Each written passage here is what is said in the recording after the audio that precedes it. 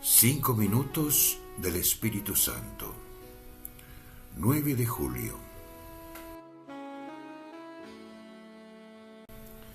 Muchas veces sufrimos por la agresividad que llevamos dentro. Algunas personas reaccionan mal, con agresiones o ironías. Otras se callan, pero se aíslan resentidas.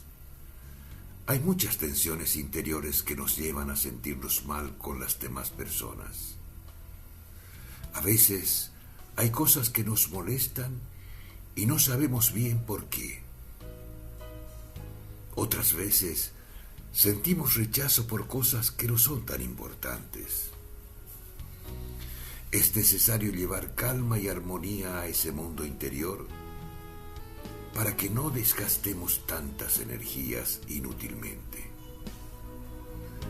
El Espíritu Santo puede sanar nuestro interior para que nos liberemos de muchas tensiones innecesarias, para que renunciemos a la guerra con los demás, para que dejemos de resistirnos ante las cosas que nos irritan y aprendamos a aceptarlas como parte de la vida.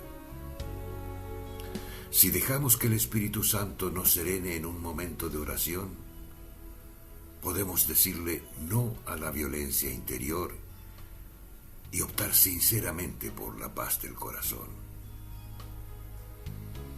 Esto no significa que no luchemos o que no discutamos cuando es necesario.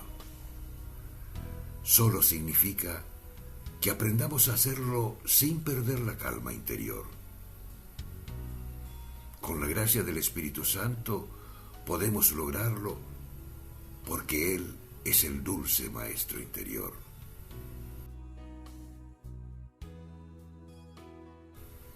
Cardenal Víctor Manuel Fernández. ¿Te gustó el video? Danos un like, un dedito hacia arriba, porque te gustó.